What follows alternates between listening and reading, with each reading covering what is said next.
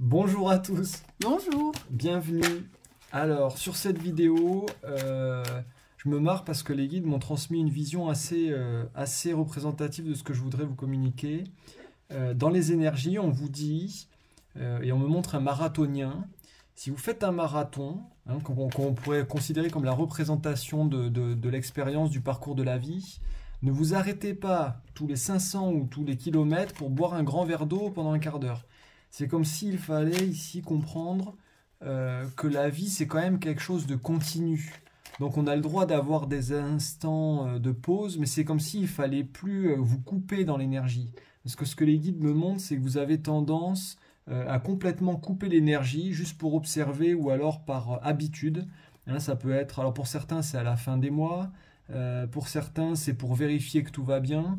Et on vous dit, ça, c'est pas du tout. C'est plus ça qu'on vous demande en fait. On vous demande de créer de la synergie, mais dans la confiance des cycles de la vie. Et les repos, on me dit, se poseront quand ils seront nécessaires. Mais ce que je vois, c'est qu'il ne faut pas s'arrêter de manière cyclique. C'est pas bon pour la dynamique, on vous dit. Donc il y a quelque chose dans l'énergie à entreprendre. Oui, c'est comme pour toutes les autres synergies, on vous dit peu importe le contexte en fait, mais c'est comme pour une recherche d'emploi. C'est comme si cette recherche d'emploi, vous deviez déployer votre toile, mais déployer dans la continuité et non pas qu'à des moments donnés. Vous voyez? Oui. On montre aussi des personnes qui vendent leurs biens au niveau des maisons ou qui veulent acheter un bien, c'est pareil. Si vous cherchez un lieu de vie, quelque chose où vous souhaitez vous installer dans une nouvelle vie, on vous dit il faut plus avancer de manière cyclique. Et après, on peut l'appliquer à tous les domaines. Hein. Donc, puisque c'est une énergie, enfin, c'est une lecture globale, on me dit, vous l'adaptez à votre situation. On va tirer quand même plusieurs thèmes pour voir un peu ce qui ressort. Hop. Par rapport à cette lecture-là. Tu en tires une? Non, c'est bon. C'est bon, deux? Ouais, ouais.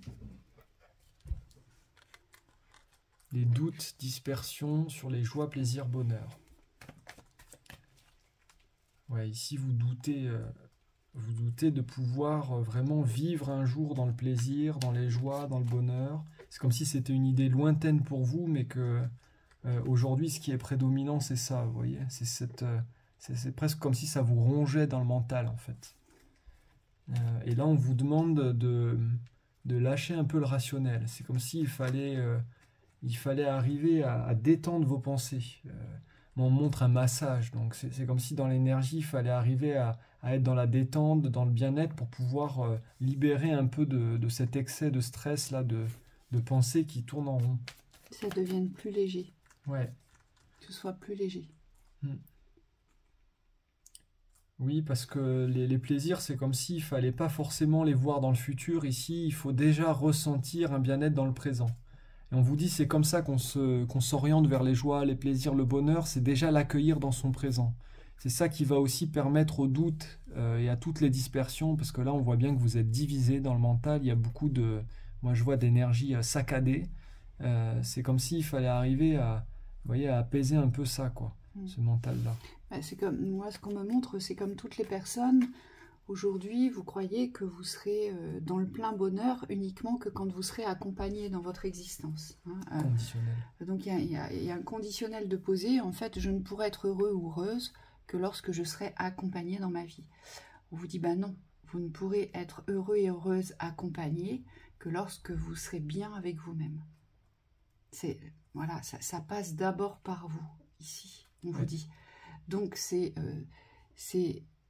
se dire qu'aujourd'hui, les dispersions que l'on subit par rapport aux joies, par rapport au plaisir, par rapport au bonheur, donc ça veut dire que voilà, qu'on va d'un côté, on va à droite alors que le plaisir est à gauche, on va tout droit alors que le bonheur est juste dans cet instant, vous voyez, peut-être qu'on va trop vite, peut-être qu'on ne le voit pas, peut-être qu'on ne prend pas conscience aussi de ce qu'est la joie, de ce qu'est le plaisir, et de ce qu'est le vrai bonheur, ce qu'on appelle les bonheurs simples. Vous voyez, les bonheurs simples, on a besoin de rien.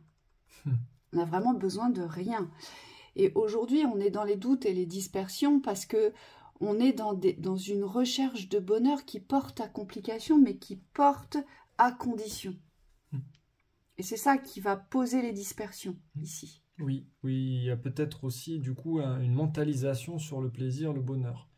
C'est peut-être une idée du bonheur que vous recherchez, et pourtant on vous dit là c'est tout sauf une idée, on vous demande de revenir dans la réalité en fait, pour construire un plaisir ou un bonheur existant, et non plus idéologique.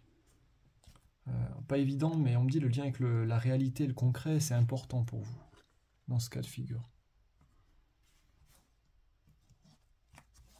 Alors là, on vous dit bravo.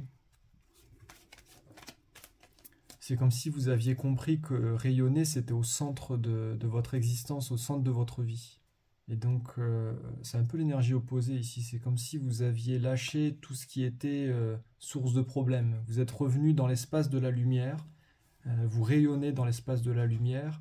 Et on vous dit, du coup, vous êtes axé, là, les guides me disent, maintenant, c'est une autre étape que vous êtes en train de franchir, c'est cette étape de la maîtrise des énergies, le centrage, vous voyez, l'alignement vertical et horizontal, et c'est comme si on vous amenait ici à vivre les expériences, mais dans la maîtrise. Donc c'est une expérience beaucoup plus... moi, ce qu'on me dit, c'est des défis au quotidien, mais c'est des défis profonds.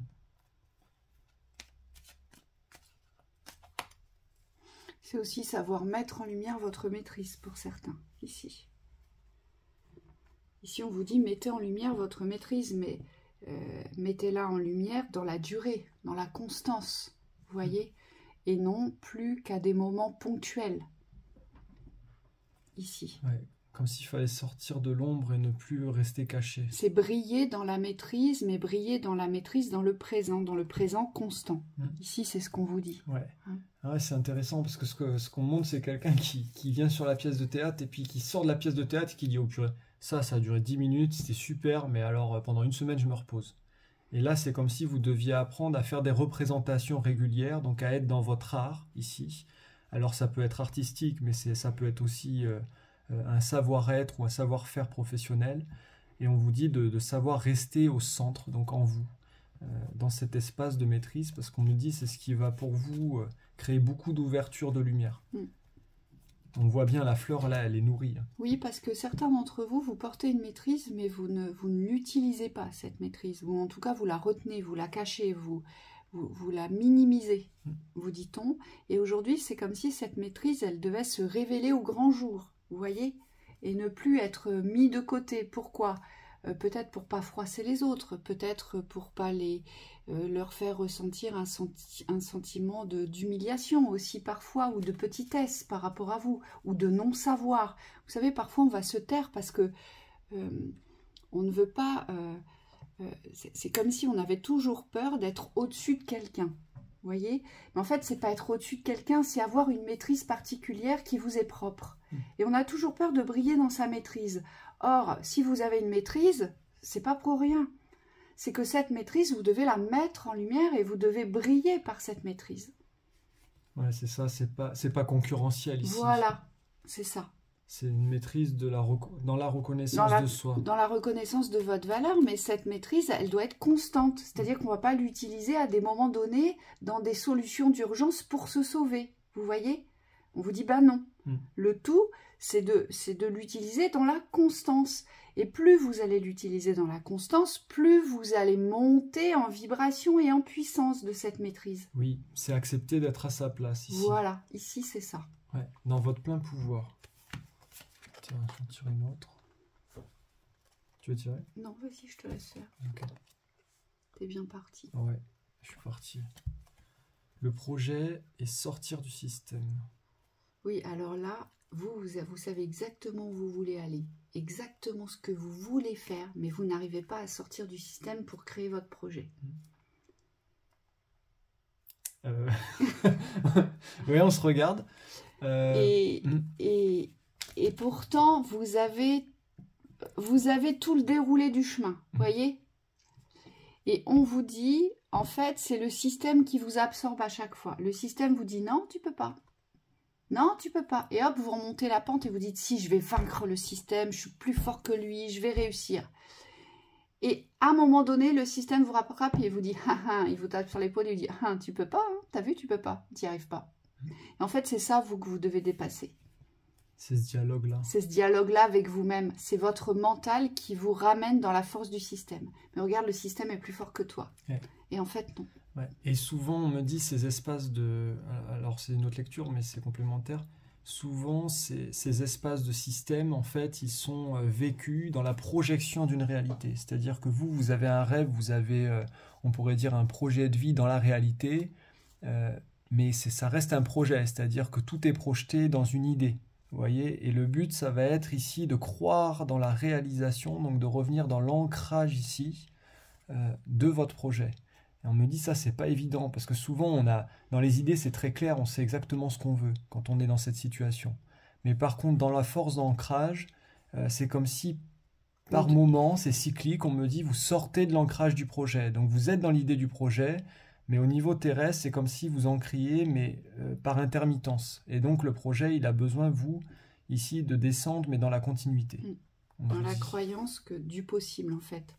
C'est oui, je vais réussir. Alors vous ne savez pas quand, vous ne savez pas comment, ouais. D'accord? Mais c'est comme si le fait de rester sur cette certitude, eh bien, ça ancrait votre projet en amont. Et forcément, vous le réaliserez. Mais il ne faut plus revenir dans les incertitudes, parce que c'est ça qui va vous happer à chaque fois.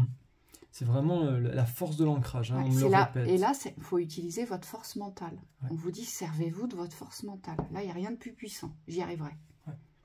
Vers le bas, on vous dit. D'accord? Donc, n'abandonnez pas. En fait, le message de cette vidéo, c'est ne lâchez rien, n'abandonnez pas et revenez dans la constance. D'accord?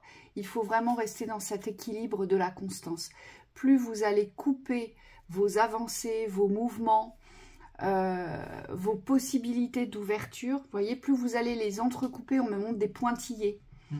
Plus vous serez dans les pointillés, plus vous allez tomber entre les pointillés, il va falloir vous relever, revenir sur votre trait, vous voyez, c'est assez compliqué. On vous dit le tout, c'est que ce ne soit plus en pointillé, mais que ce soit en continu, l'énergie.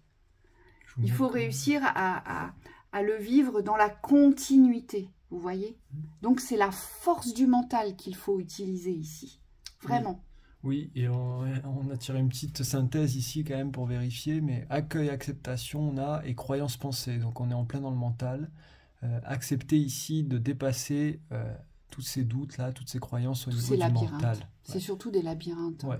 Ne vous perdez plus dans vos propres labyrinthes. Ouais. Et quand vous sentez que vous n'arrivez pas à en sortir, demandez de l'aide. Parfois, il ne faut pas grand-chose pour vous en sortir, mais n'attendez pas de vous retrouver au milieu du labyrinthe et de ne plus savoir vers quelle direction vous devez vous diriger. Vous voyez? Oui, c'est Sachez aussi recevoir les aides qui sont proches de vous, vous dit-on. Hein? Allez chercher les aides ou recevez les aides qui sont proches de vous. Oui, parfois des petites compréhensions, on me dit, sur des choses très précises, ça peut débloquer des grosses ouvertures. Nous, on s'en rend compte tous les jours. C'est comme si vous aviez des schémas qui paraissent énormes. C'est-à-dire que dans la représentation des croyances et des pensées, c'est comme des labyrinthes, mais des énormes casse-têtes. Vous voyez, les trucs insolvables. Et en fait, quand on voit la clé, ça reste une clé. C'est pas très gros. Mais une fois que vous l'avez trouvée, cette clé, c'est comme si... Alors, on me dit, on peut vous aider à la trouver, mais c'est vous-même qui allez trouver cette clé du labyrinthe. Quand vous la trouvez, on vous dit, c'est facile d'ouvrir la serrure. Mais par contre... ce qu'on me montre, c'est qu'il faut être dans l'accueil et dans l'acceptation qu'il y a une solution. Tout part de là, on vous dit. C'est quand vous allez comprendre et quand vous allez accepter cette solution, qu'elle existe, que vous allez pouvoir déverrouiller ici tout ce qui vous porte à confusion, à fermeture, à impossibilité. Alors, force et courage. Yalla. Allons-y. Allons-y. À bientôt. À bientôt.